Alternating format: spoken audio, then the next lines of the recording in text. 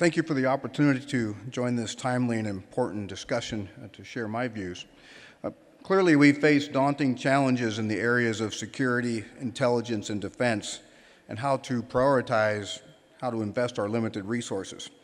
As many experts and leaders declared here today, we are at a strategic inflection point and must act with a sense of urgency, as the window of opportunity will be fleeting.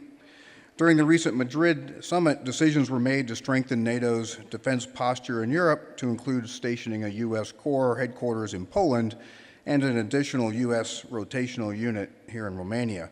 So the time to act is now. I view our present circumstances from the perspective that the nature of war is unchanging and that land forces are fundamental to national security and defense. I would submit what is old is new again.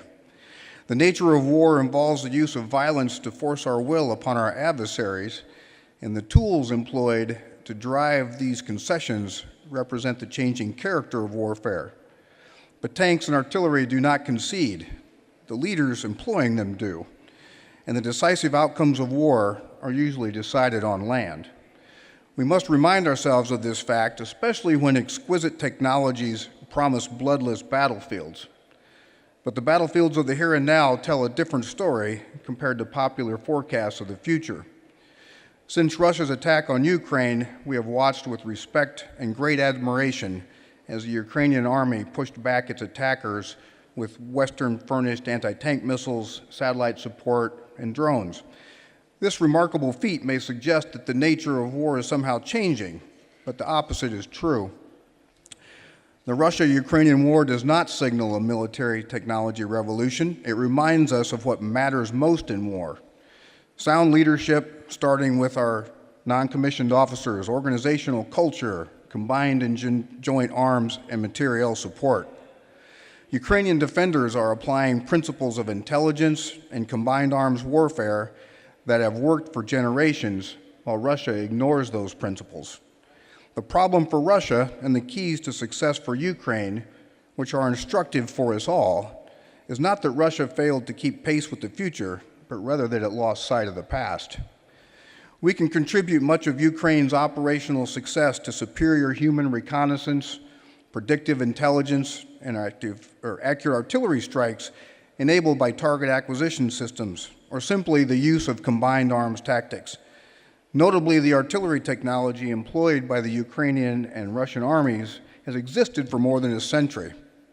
Only recently did Ukraine receive the more sophisticated American M777 howitzers and HIMARS, and as we've heard previously, they've only received 4 HIMARS systems.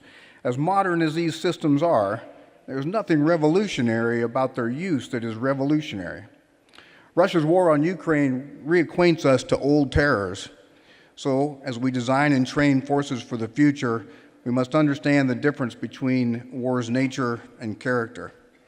Confusing the two can result in flawed assumptions related to deterrence, conflict termination, and victory. Confusing the two also can give civilian and political leaders an inflated sense of control over war's conditions and lead to ill-formed concept, system acquisitions, and fielding. While we seek to design, train, and field forces that deliver decisive victory via conventional means, we must account for a nuclear-armed adversary. We must field conventional forces that provide effective deterrence, deliver decisive victory, and present escalation into nuclear war. To achieve these two goals, effective deterrence convinces the adversary that an attack on us and our allies will be met with overwhelming force and that any attack will fail. Deterrence starts with understanding our approach to warfighting with conventional means and the role of our conventional systems and concepts plays in the calculus of denying benefits and imposing costs. It also requires us to understand how our likely allies view deterrence and how our operations fit into their concepts, systems, and decision-making. Adding complexity, we must also consider how to fight if we fight alone, as evidenced by Ukraine's struggle. Considering the demands of deterrence or fighting alone may well lead us to different approaches. Both scenarios merit consideration as we make investment decisions to design, train, and field our future forces. In Ukraine, no country has directly provided combat troops. Why is that? For example, air power could be used to enforce a no-fly zone over Ukraine. It could save many civilians who are being relentlessly attacked by Russian aircraft. It could provide the Ukrainian army the freedom of maneuver that it needs to seize the initiative. But there are many reasons being cited to not provide such support. But a primary reason is Russia's threat to use nuclear weapons. Russia is using the threat of nuclear weapons to deter the use of conventional forces by allies, though Ukrainian conventional forces alone clearly failed to deter the initial attack and cannot now achieve decisive victory. If, in this old world made new, Russia decides to take any military action it chooses, and if it threatens to escalate if others respond with their conventional forces, we will always be deterred in the future. And what message does that send to our other peer competitors? In the future, does this enable Russia to undertake any aggressive military action it chooses, assured that we will not respond with conventional forces for fear that Russia will go nuclear? We are now in a world where Russia has taken unacceptable action with their conventional forces, and we are deterred to respond with necessary forces because of Russia's threat to go nuclear.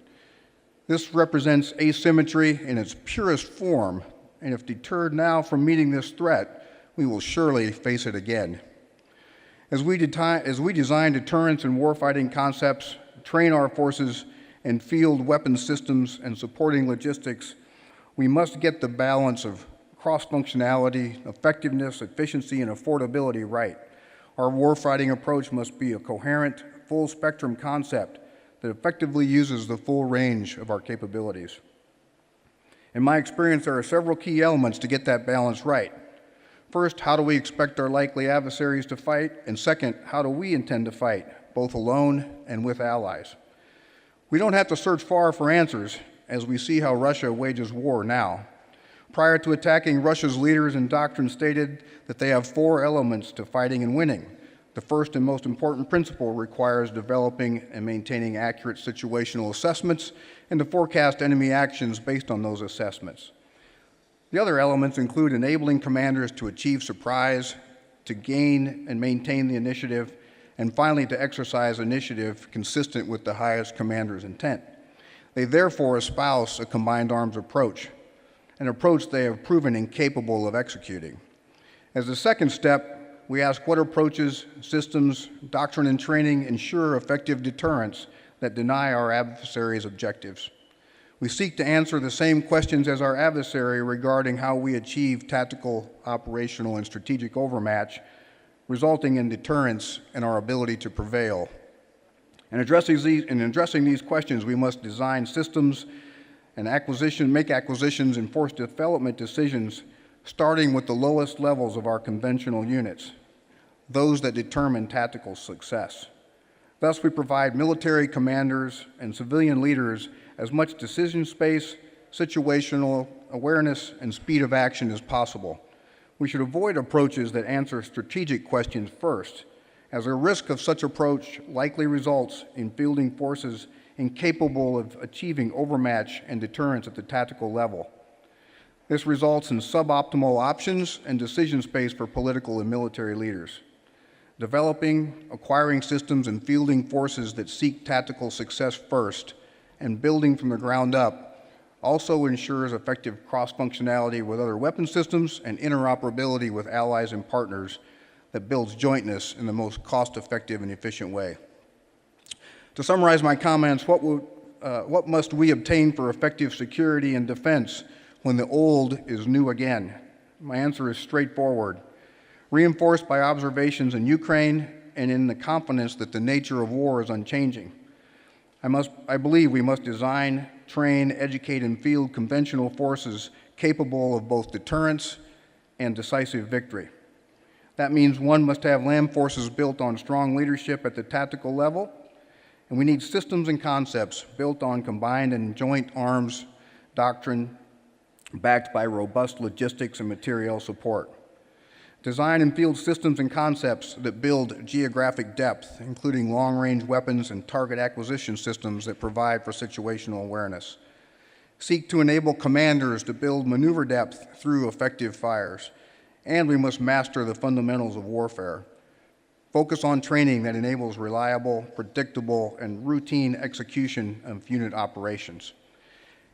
And we know effective deterrence and fielding forces capable of achieving decisive victory is achieved only by a few, those who prioritize mastering the fundamentals and who are not distracted by the promise of technology delivering bloodless success. Clearly demonstrated today in the Russia-Ukraine war, what is old is new again. Thank you.